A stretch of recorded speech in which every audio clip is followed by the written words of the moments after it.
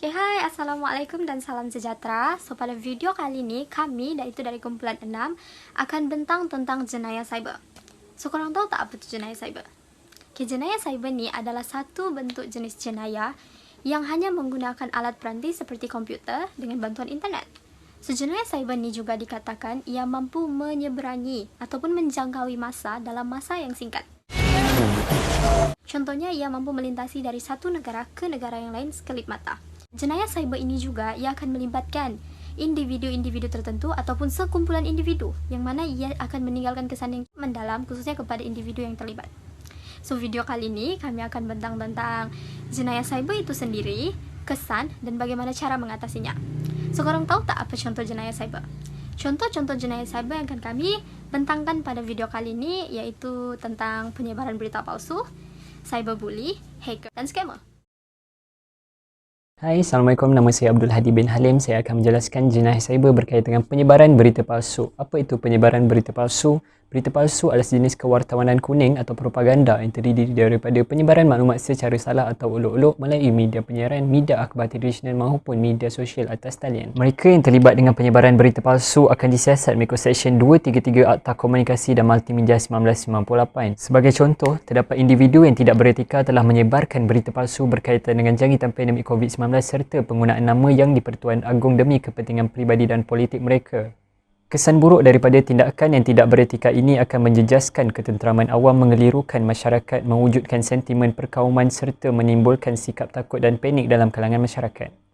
Antara langkah untuk mengatasi penyebaran berita palsu, yang pertama, masyarakat perlu merujuk sumber rasmi serta menghentikan penyebaran berita yang tidak sahih. Yang kedua, mengenal pasti latar belakang mesej dan maklumat yang diterima. Yang ketiga, kerajaan perlu menguatkuasakan undang-undang yang lebih ketat berkaitan dengan penyebaran berita palsu. Assalamualaikum, saya Amiza. Saya akan menerangkan berkaitan dengan bully cyber. Mari kita lihat apa itu bully cyber. Cyber adalah perbuatan mengancam, memalukan atau menakutkan seseorang individu melalui medium elektronik seperti SMS, email, media sosial, telefon bimbit dan permainan internet. Okey, terdapat 6 jenis bully cyber yang kita kena tahu. Yang pertama, memuat naik komen atau gambar yang tidak senonoh. Yang kedua, mesej yang mengganggu dan mengancam. Yang ketiga, memanjangkan atau memforward atau men-share email, foto atau video kepada orang lain. Yang keempat, sexting, iaitu menghantar video, gambar atau mesej yang berunsurkan seksual kepada seseorang individu melalui telefon bimbit. Okey, yang kelima, memulaukan individu tersebut daripada suatu kumpulan internet dengan sengaja. Dan akhir sekali, menyalahgunakan kata laluan atau nama skrin orang lain atau senang cerita kita menyamar sebagai orang lain. Okey, kawan-kawan dengar ni. Bully cyber ni bukan perkara main-main. Sebab apa? Sebab individu yang terlibat dalam bully cyber ni, dia boleh mengalami kemurungan. So, bila dia mengalami kemurungan, dia berpotensi untuk melakukan perkara-perkara yang tidak rasional. Okey, ini adalah langkah-langkah untuk mengawal dan membendung cyberbully ini. Yang pertama, beritahu orang dewasa yang dikenali dan dipercayai. Yang kedua, jangan sesekali balas email atau mesej pembuli itu. Yang ketiga, jangan buang mesej tersebut, simpan sebagai bukti. Yang keempat, jangan bertemu atau berjumpa dengan pembuli tersebut secara sendirian kerana itu sangat-sangat berbahaya. Dan yang terakhir, laporkan kepada pihak polis. Mereka tahu apa yang mereka perlu lakukan. Pengodam. Pengodam ialah seseorang yang mencipta atau mengubah sesuatu tulisan komputer dengan tujuan tertentu. Kesan daripada pengodam, pencarian dan pengumpulan maklumat dapat dikenal pasti kelemahannya terhadap sistem rangkaian komputer. Pengodam dapat dibahagikan kepada 7. Yang pertama, yang kedua, ketiga, keempat, kelima, keenam dan 7. Langkah-langkah untuk mengatasi berlakunya pengodaman. Yang pertama, berhati-hati semasa menggunakan laman web yang meminta maklumat peribadi. Yang kedua, menggunakan kata laluan yang sukar untuk diketahui oleh orang lain. Hai, nama saya Nuri Fatini. Antara jenayah cyber ialah scammer. Scammer ialah salah satu penipuan yang dilakukan oleh pemangsa untuk mendapat kepercayaan mangsa di internet. Scammer terbahagi kepada 2, iaitu scam digital yang melibatkan penipuan melalui email, WhatsApp, Facebook dan lain-lain. Selain itu, Skema kejuruteraan sosial iaitu penipuan melalui panggilan telefon seperti video yang berikut.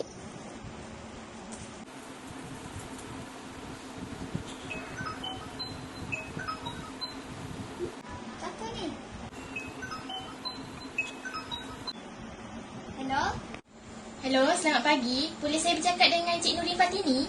Ya, saya. Siapa ni? Cik Nurin, saya buat panggilan daripada Maybank ni. Saya nak sahkan transaksi pembelian iPhone yang cik gunakan dengan kad kredit cik sebentar tadi bernilai RM5,000. Sebila pula saya beli handphone. Cik salah nombor dah ni. Tapi cik, dalam rekod kami tadi, handphone tadi tu di-charge dengan menggunakan kad kredit cik tadi dekat Samuel Pyramid. Baru je tadi kena charge. What? Saya tak pergi Samuel Pyramid pun tadi. Saya tak beli pun handphone tu. Saya rasa cik ni dah kena tipu ni. Jadi mangsa penipuan kad kredit. Astaghfirullahaladzim, macam mana ni cik? Tak apa cik, jangan panik.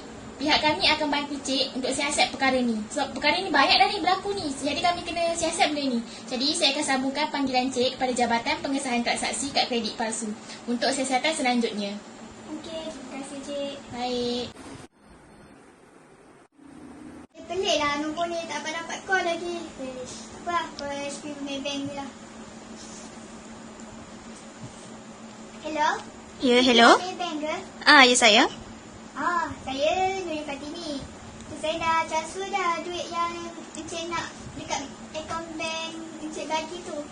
Maaf ya, pihak kami tidak mengeluarkan apa-apa kenyataan tentang pemindahan wang cik ke dalam akaun pihak kami. Saya rasa cik ni dah kena masuk perangkap skamer. Saya syorkan cik laporkan kepada pihak berkuasa. Boleh ya cik?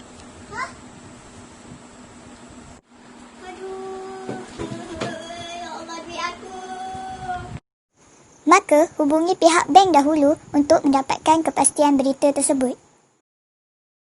Keseluruhannya, saya rasa kita boleh bayangkan betapa bahayanya jenayah cyber ini. Bahaya kerana apa? Kerana ia boleh meninggalkan kesan, khususnya kepada individu-individu yang terlibat. Salah satunya, ia boleh mengalami kerugian dan mangsa juga boleh mengalami kemurungan disebabkan oleh tekanan emosi dan sebagainya. Oleh itu, berbagai langkah yang telah dijalankan, salah satunya adalah jika anda kurang pasti, anda perlu menghubungi pihak yang terlibat untuk menanyakan adakah perkara itu benar ataupun tidak. Langkah kedua, anda juga perlu berhati-hati semasa menggunakan laman web. Ini juga tidak membelangkankan fungsi anda sendiri untuk sentiasa berhati-hati dalam menggunakan internet agar anda tidak terlibat dalam jenayah cyber seperti ini. Okey, sekian dan terima kasih.